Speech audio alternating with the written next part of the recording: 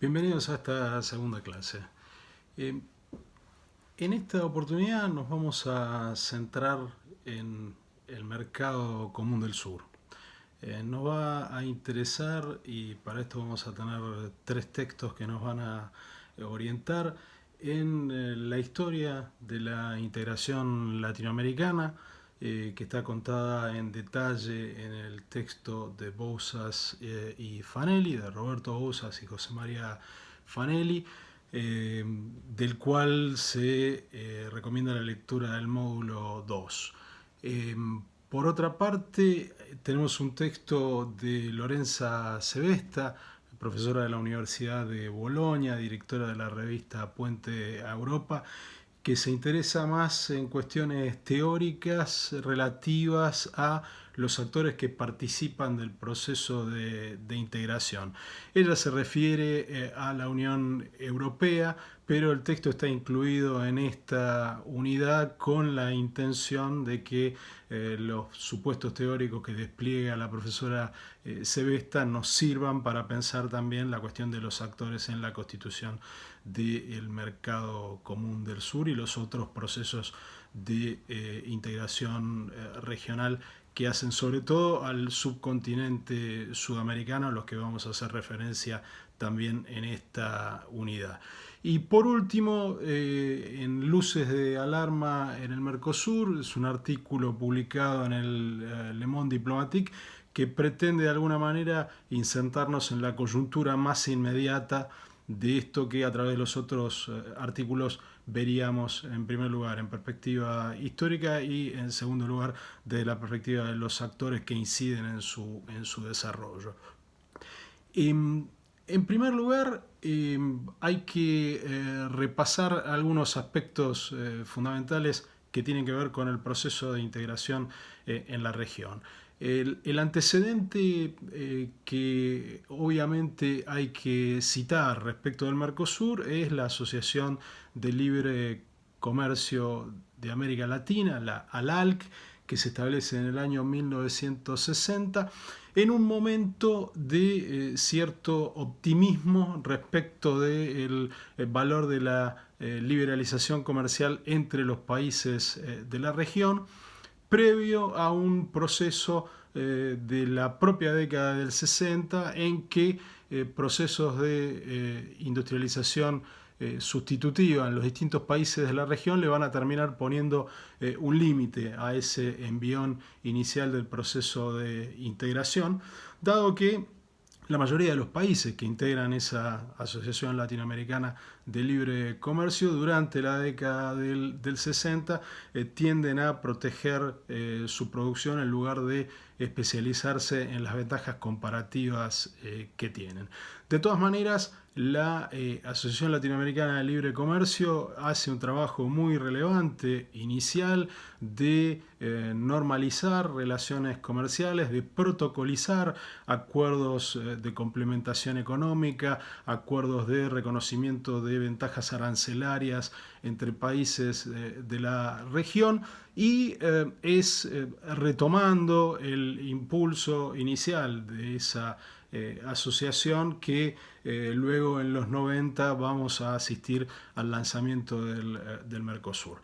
La Asociación de Libre Comercio de América Latina, como lo cuentan bien Bouzas y Fanelli en su texto, se encuentra frente a estos obstáculos y es reformada como Asociación Latinoamericana de Integración en el año 1980. A partir de ese momento, más que hacer una promoción de la liberalización comercial entre los países, se concentra en transformarse en una especie de clearing house de los acuerdos de complementación económica que se dan en la región y de hecho una serie de acuerdos de complementación económica que dan origen al Mercosur o que se producen luego de la firma del Tratado de Asunción están debidamente protocolizados en esta asociación que hoy, al igual que el Mercosur, tiene sede en Montevideo. Amén de esta componente estrictamente comercial que ya está presente en los años 60 y que es inevitable citar como precedente del Mercosur, hay un contexto político al que hay que prestarle mucha atención para entender la génesis de este mercado común del sur que integran Argentina, Brasil, Paraguay y Uruguay. Ese contexto es el contexto de los procesos de democratización en los países de América del Sur y son las necesidades de esos procesos de democratización las que estimulan en los gobiernos de Argentina y Brasil centralmente el interés por explorar acuerdos bilaterales que originalmente están más centrados en la cooperación política y que luego derivan en un acuerdo más ambicioso y en un tratado comercial. En el caso de Argentina, digamos, vamos a omitir en esta conversación las referencias más específicas a los temas de política comercial que están exhaustivamente cubiertos en el texto de Bouzas y Fanelli, para tratar de poner el acento en algunas cuestiones más políticas que hacen a este proceso de integración. Como decía entonces, en el caso de la Argentina, el proceso de transición democrática hace que el gobierno de Raúl Alfonsín tenga como una de sus prioridades relativizar el papel que las Fuerzas Armadas pudieran aspirar a seguir cumpliendo en la Argentina luego de las elecciones democráticas de 1983. Para poner en caja ese papel, una de las tareas que el gobierno democrático se planteó fue la de desactivar toda hipótesis de conflicto que pudiera tener la Argentina y que pudiera justificar una presencia más importante de las Fuerzas Armadas en el marco institucional de la nueva democracia. Para eso, el gobierno de Alfonsín se concentró en eliminar todo riesgo de disputa limítrofe que pudiera degenerar en un conflicto no pacífico con Chile. Para ello acuerda y lleva adelante un tratado de paz que es ratificado en una consulta popular en el año 1984 y por el otro lado empieza a explorar con Brasil, apenas asume un nuevo gobierno democrático encabezado por José Sarney, distintos mecanismos de cooperación comercial, política y económica. El acuerdo previo al Mercosur que hay que señalar como fundamental es el que establece una agencia brasileña y argentina para la verificación del uso de la tecnología nuclear en ambos países. A diferencia del conflicto entre Argentina y Chile, que había llevado prácticamente al borde de una guerra en 1978,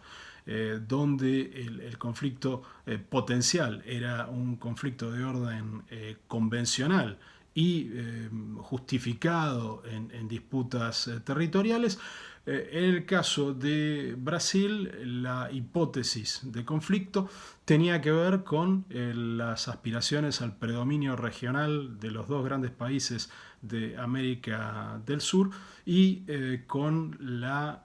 tarea a la que se habían dado los complejos científico-tecnológicos de ambos países de tener un dominio temprano y lo más sofisticado posible del uso de la energía nuclear con fines hipotéticamente no solo pacíficos. Por lo tanto, para desmontar la hipótesis de conflicto entre Argentina y Brasil, era necesario tomar el toro por las astas respecto de esta cuestión y es el acuerdo que los presidentes Alfonsín y Sarney alcanzan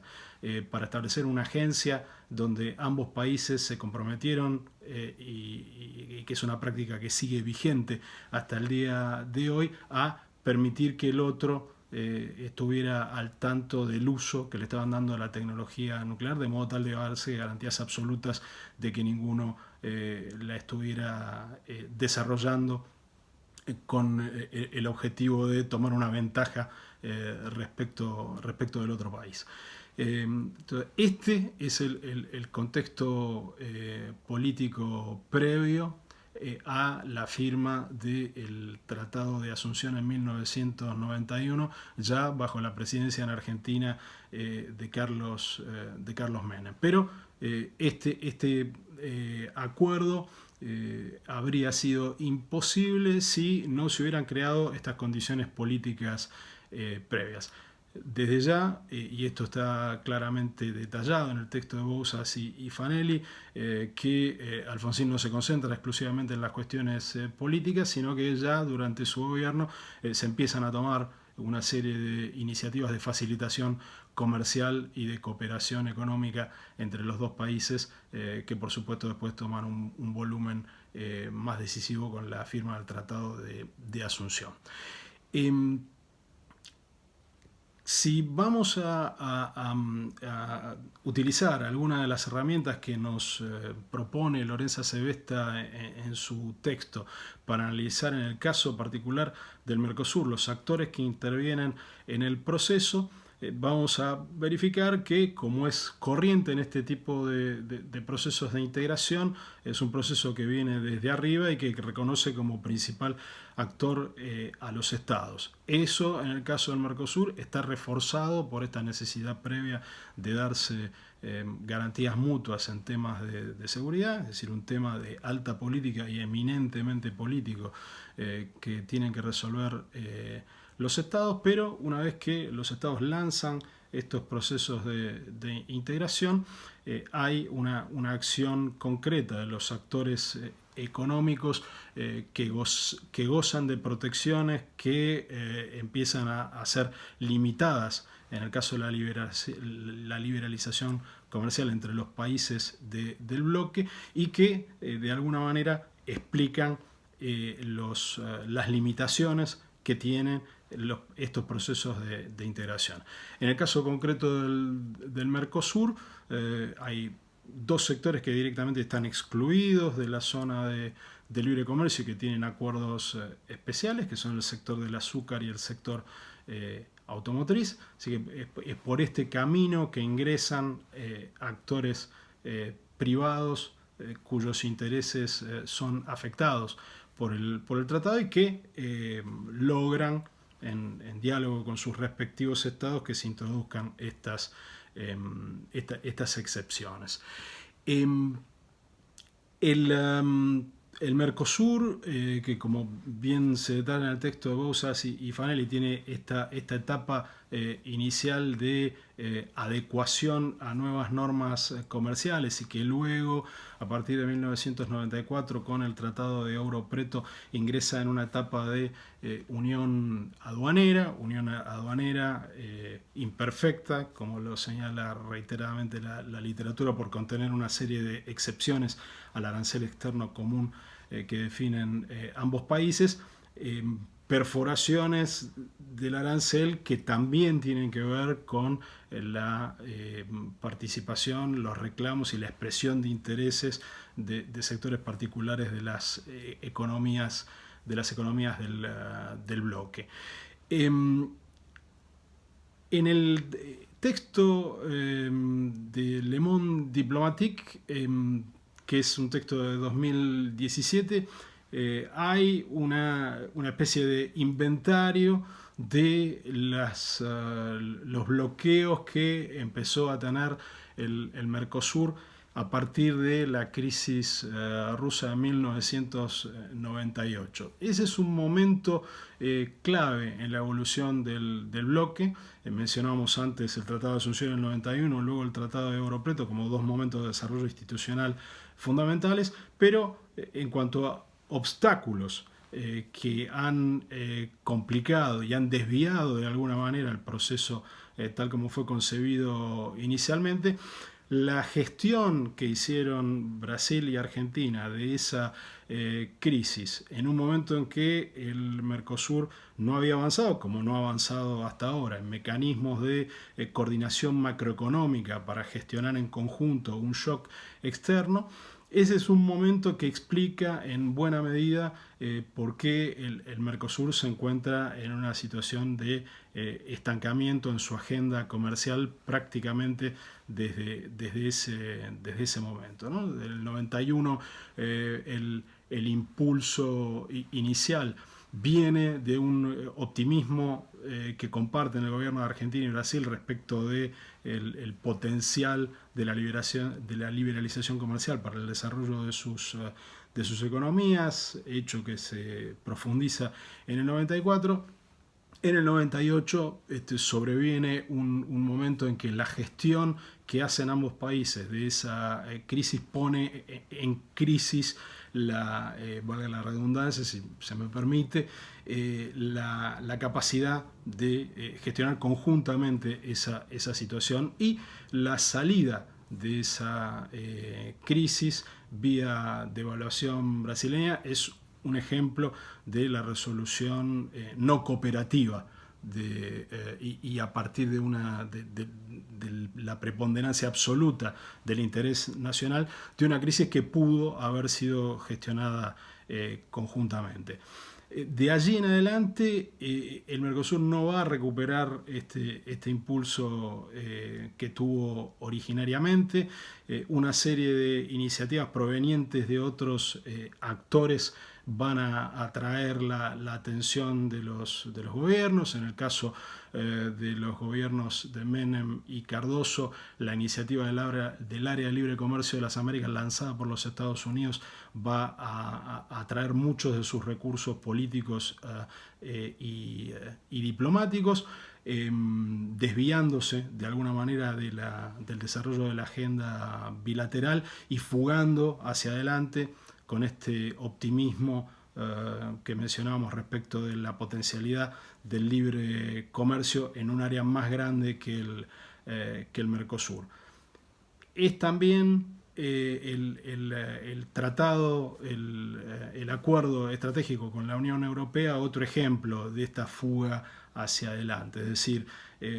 la agenda regional tiene problemas serios para avanzar según los planes que se había fijado y se pone por delante una zanahoria que permitiría ampliar el área de libre comercio como un nuevo objetivo común que en lugar de completar